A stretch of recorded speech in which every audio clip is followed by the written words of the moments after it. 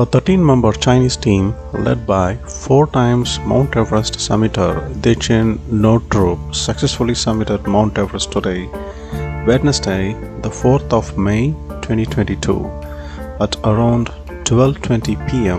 local time. The Chinese expedition team, part of Peak mission, consisted of scientists and mountaineers on a mission to install automated weather stations and an array of radar equipment at the top of the mountain. The initial plan to install stations at 8,800 meters above sea level could not be carried out due to the rough terrain not supporting such installations. Hence, they had to move the installation up little higher at 8,830 meters above the sea level, just 20 meters below the summit.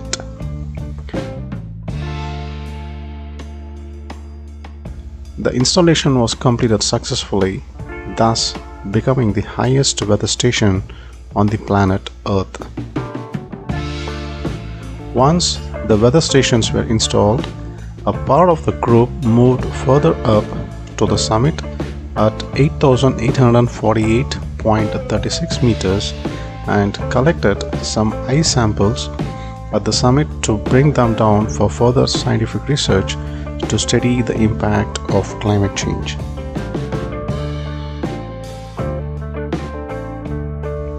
Previously, we had seen that China did not issue any climbing permits for Mount Everest this year 2022 due to COVID pandemic, and it was thought that there wouldn't be any expeditions to Everest from Tibetan side this year. Congratulations to all the climbers for the successful summit of Mount Everest and successful installation of the highest weather stations on the planet Earth.